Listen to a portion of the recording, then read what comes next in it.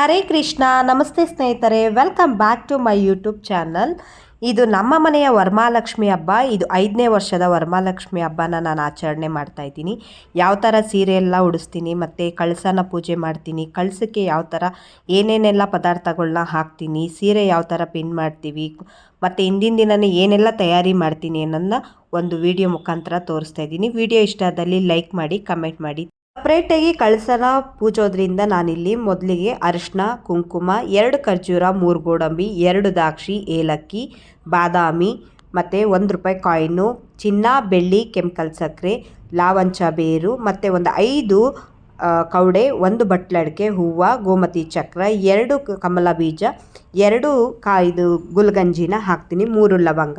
ಇಷ್ಟೆಲ್ಲ ಹಾಕಬೇಕು. ಯಾಕೆ ಅಂದರೆ ಲಕ್ಷ್ಮಿನ ಆವಾಹನೆ ಮಾಡ್ಕೊಳ್ಳೋದಕ್ಕೋಸ್ಕರ. ನೋಡಿ, ಮೊದಲಿಗೆ ನಾನಿಲ್ಲಿ ಕಳಸನ ಹೂಡಿದ್ದೀನಿ. ಕಳಸಕ್ಕೆ ಇದೆಲ್ಲ ಹಾಕಿ ನೀವು ಏನು ಮನಸ್ಸಿನಲ್ಲಿ ನೆನೆಸ್ಕೊಂಡು ನೀವು ಸಂಕಲ್ಪನ ಮಾಡ್ಕೋಬೇಕು. ನೋಡಿ, ಇದು ಈ ವರ್ಷದ ವರಮಹಾಲಕ್ಷ್ಮಿ ಹಬ್ಬ. ಹಿಂದಿನ ದಿನವೇ ನಾನು ಎಲ್ಲನೂ ರೆಡಿ ಮಾಡ್ಕೊಂಡಿರ್ತೀನಿ. ಸೀರೆ ಎಲ್ಲ ಉಡಿಸಿ ಬೆಳಗ್ಗೆ ಎದ್ದಿದ ತಕ್ಷಣವೇ ಟೇಬಲ್ ಇಟ್ಟು, ಟೇಬಲ್ಗೆ ನಿಮ್ಗೆ ಯಾವ ಥರ ಆಗುತ್ತೋ ಅಷ್ಟಲಕ್ಷ್ಮಿದು ಈ ಥರ ಒಂದು ರಂಗೋಲಿನ ಬಿಟ್ಕೊಂಡು ಅದ್ರ ಮೇಲೆ ವೈಟ್ ಪಂಚೆನ ಹಾಕೋಬೇಕು.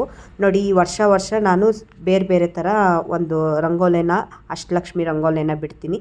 ಮತ್ತು ಇಲ್ಲಿ ಅಕ್ಕಿನ ಹಾಕಬೇಕಾದ್ರೆ ನೀವು ಅಳತೆ ಮಾಡಿ ಅಕ್ಕಿನ ಹಾಕಿ ಸಂಕಲ್ಪನ ಮಾಡ್ಕೊಳ್ಳಿ. ನೆಕ್ಸ್ಟ್ ನೋಡಿ, ಗುರುವಾರ ಹಿಂದಿನ ದಿನ ರಾತ್ರಿಯೇ ನಾನು ಕಳಸಕ್ಕೆ ಮತ್ತು ಇಲ್ಲಿ ಏನು ಬಿಂಗೆಗೆ ಸೀರೆನ ಉಡಿಸಿ ರೆಡಿ ಮಾಡಿ ಇಟ್ಕೊಂಡಿರ್ತೀನಿ. ಆಮೇಲೆ ಕಳಸ ಇಟ್ಟು ಕಳಸಕ್ಕೆ ಇದೆಲ್ಲನೂ ಹಾಕಿ ಸಂಕಲ್ಪ ಮಾಡ್ಕೊತೀನಿ. ಯಾವುದಕ್ಕೋಸ್ಕರ ನಾವು ವರಮಹಾಲಕ್ಷ್ಮಿ ಹಬ್ಬನ ವರ್ಷ ಮಾಡ್ತೀವಿ ಅನ್ನೋದನ್ನು. ನಾವಿಲ್ಲಿ ಕಳಸ ಕೂರ್ತಿದ್ದ ಹಾಗೆಯೇ ಲಕ್ಷ್ಮಿ ಆಹ್ವಾನ ಆಗ್ತಾಳೆ.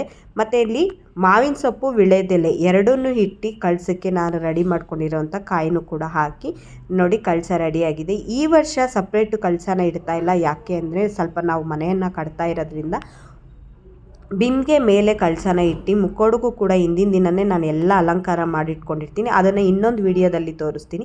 ಮತ್ತು ದೇವರಿಗೆ ಅಂತ ಹಾಕೋದಕ್ಕೆ ಅಂತಲೇ ಸಪ್ರೇಟಾಗಿ ಒಡವೆಗಳ್ನ ಇಟ್ಟಿರ್ತೀನಿ. ನಾವು ಹಾಕೊಳ್ಳೋ ಒಡವೆನೂ ಹಾಕೋದ್ರಿಂದ ಚಿನ್ನಕ್ಕೆ ಯಾವುದೇ ಥರ ದೋಷ ಇರಲ್ಲ ಅಂತ ಅಂದು ನಾನು ಮನೆಯಲ್ಲಿ ಯಾವುದಿರುತ್ತೋ ಅದನ್ನು ಹಾಕಿ ಮೊದಲಿಗೆ ನಾನಿಲ್ಲಿ ತಾಳಿನ ಕಟ್ಟಿ ಅದಕ್ಕೂ ಕೂಡ ಅರಿಶಿನ, ಕುಂಕುಮ, ಹೂವನ್ನ ಇಟ್ಟು ಒಂದು ಕಡ್ಡಿನ ಬೆಳ್ಕೊತೀನಿ. ಯಾಕಂದರೆ ಮೇಯ್ನಾಗಿ ಇಲ್ಲಿ ಲಕ್ಷ್ಮಿಗೆ ಬೇಕಾಗಿರೋದು ಅರಿಶಿನ ಗೊಟ್ಟಿನ ತಾಳಿ. ಹಾಗಾಗಿ ಮತ್ತು ಹಿಂದಿನ ದಿನವೇ ನಾನೆಲ್ಲ ದೀಪಗಳಿಗೆಲ್ಲ ರೆಡಿ ಮಾಡಿ ಇಟ್ಕೊಂಡಿರ್ತೀನಿ. ಪೂಜೆ ಮಾಡೋವಾಗ್ಲೂ ಅರಿಶಿನ ಕುಂಕುಮನ ಇಟ್ಟು ಅಲಂಕಾರ ಮಾಡಿಕೊಂಡು ಪೂರ್ತಿ ನೀವು ಯಾವಾಗಲೂ ಏನೇ ಹಿಂದಿನ ದಿನ ಏನೇ ತಯಾರಿ ಮಾಡಿದ್ರೂ ವರಮಹಾಲಕ್ಷ್ಮಿ ಹಬ್ಬದ ದಿವಸ ಪೂಜಬೇಕಾದ್ರೆ ಅದಕ್ಕೆ ಮತ್ತೆ ಒಂದು ಸತಿ ಅರಿಶಿನ ಕುಂಕುಮನ ಇಟ್ಟು ರೆಡಿ ಮಾಡಿಕೊಂಡ್ರೆ ತುಂಬ ಒಳ್ಳೆಯದು. ನಾನಿಲ್ಲಿ ಶ್ರೇಷ್ಠವಾದದ್ದು ಅಂದರೆ ಗೋಧಿ ನುಚ್ಚಿನ ಪಾಯಸ. ಅದಕ್ಕಾಗಿ ಗೋಧಿ ನುಚ್ಚಿನ ಪಾಯಸನ ರೆಡಿ ಮಾಡ್ಕೊಂಡು ಮತ್ತು ಪುಳಿಯೋಗರೆ. ಲಕ್ಷ್ಮಿಗೆ ಶ್ರೇಷ್ಠವಾಗಿರೋದು ಅಂದರೆ ಗೋಧಿ ನುಚ್ಚಿನ ಪಾಯಸ, ಪುಳಿಯೋಗರೆ. ಅದನ್ನು ನೈವೇದ್ಯಕ್ಕೆ ಫಸ್ಟ್ ಮಾಡಿಟ್ಟು ಮನೆ ದೇವರಿಗೆ ಪೂಜೆಯನ್ನು ಮಾಡಬೇಕು. ನೀವೇನೇ ಸಂಕಲ್ಪ ಮಾಡೋಕ್ಕೂ ಮುಂಚೆ, ಪೂಜೆ ಮಾಡೋಕ್ಕೂ ಮುಂಚೆ ವಿಘ್ನೇಶ್ವರನ ನೆನೆಸಿ ಪೂಜೆ ಮಾಡಿದ್ರೆ ತುಂಬ ಒಳ್ಳೆಯದು. ಹಾಗಾಗಿ ನಾನು ಇಲ್ಲಿ ಫಸ್ಟು ವಿಘ್ನೇಶ್ವರನಿಗೆ ಪೂಜೆನ ಸಲ್ಲಿಸ್ತಾ ಇದ್ದೀನಿ. ಅರಿಶಿನ, ಕುಂಕುಮ, ಹೂವನ್ನ ಇಟ್ಟು ಒಂದು ಕೆಂಪು ಹೂವನ್ನ ಇಡಿ. ಗಣೇಶನಿಗೆ ತುಂಬ ಪ್ರಿಯ. ಹಾಗಾಗಿ ನೋಡಿ, ಅಲಂಕಾರ ಎಲ್ಲ ಮುಗ್ದಿದೆ. ಲಕ್ಷ್ಮಿಗೆ ನಾನಿಲ್ಲಿ ದೀಪ ಹಚ್ಚಿ ಮತ್ತೆ ಅದಕ್ಕೆ ಅರಿಶಿನ, ಕುಂಕುಮ, ಒಂದು ಹೂವನ್ನ ಇಟ್ಟು ಕಡ್ಡಿನ ಬೆಳಗ್ತಾ ಇದ್ದೀನಿ. ಕರ್ಪೂರನೂ ಕೂಡ ಬೆಳಗ್ತಾ ಇದ್ದೀನಿ. ಯಾಕೆ ಅಂತಂದರೆ ಲಕ್ಷ್ಮಿನ ಆಹ್ವಾನ ಮಾಡ್ಕೊಬೇಕಾದ್ರೆ ನೀವು ಎಷ್ಟೇ ಸತಿ ಅರಿಶಿನ ಕುಂಕುಮ ಇಟ್ಟಿದ್ರೂ ಪರವಾಗಿಲ್ಲ, ಕಡ್ಡಿ ಬೆಳಗಬೇಕಾದ್ರೆ ಅರಿಶಿನ ಕುಂಕುಮನ ಇಡಿ. ಪೂಜೆ ಮುಗ್ದಾಗಿದ ತಕ್ಷಣ ಅಷ್ಟೋತ್ತರ ನಾಮಾವಳಿನ ಮಾಡಿ. ಕೆಲವರು ಹೂವನ್ನ ಹಾಕ್ತಾರೆ, ಅದಕ್ಕಿಂತಲೂ ಕುಂಕುಮ ಅರ್ಚನೆ ಮಾಡೋದು ತುಂಬ ಒಳ್ಳೆಯದು. 108 ಅಷ್ಟೋತ್ತರವನ್ನು ಮಾಡಿ ದೇವ್ರನ್ನ ಸಂಕಲ್ಪ ಮಾಡ್ಕೊಳ್ಳಿ. ಮತ್ತು ನೀವು ವರಮಹಾಲಕ್ಷ್ಮಿ ಹಬ್ಬ ಪೂಜೆ ದಿವಸ ಮೇಯ್ನ್ ಮುಖ್ಯವಾಗಿ ಇದೊಂದು ಮಾಡಿದ್ರೆ ತುಂಬ ಒಳ್ಳೆಯದು. ಪ್ರತಿನಿತ್ಯ ನೀವೇನು ಮನೆಯಲ್ಲಿ ಪೂಜೆ ಮಾಡ್ತಿರ್ತಿರಲ್ಲ, ಆ ತುಳಸಿ ಗಿಡನ ತೊಗೊಂಬಂದು ಲಕ್ಷ್ಮಿ ಪಕ್ಕದಲ್ಲಿ ಇಟ್ಟು ಅದಕ್ಕೆ ಕುಂಕುಮ, ಹೂವು, ಅರಿಶಿನ ಎಲ್ಲನೂ ಇಟ್ಟು ಪೂಜೆ ಸಲ್ಲಿಸಿ ₹1 ಕಾಯಿನ ತೊಗೊಂಡು ನೀವು ಮನಸ್ಸಿನಲ್ಲಿ ಏನಾದರೂ ನೆನೆಸಿ ಅದರೊಳಗಡೆ ಮಣ್ಣೊಳಗಡೆ ಊತಿ ತುಂಬ ಒಳ್ಳೆಯದು ಅಂದರೆ ತುಂಬ ಒಳ್ಳೆಯದು. ನೀವು ಅಂದ್ಕೊಂಡಿರೋ ಕೆಲಸ ಆಗುತ್ತೆ.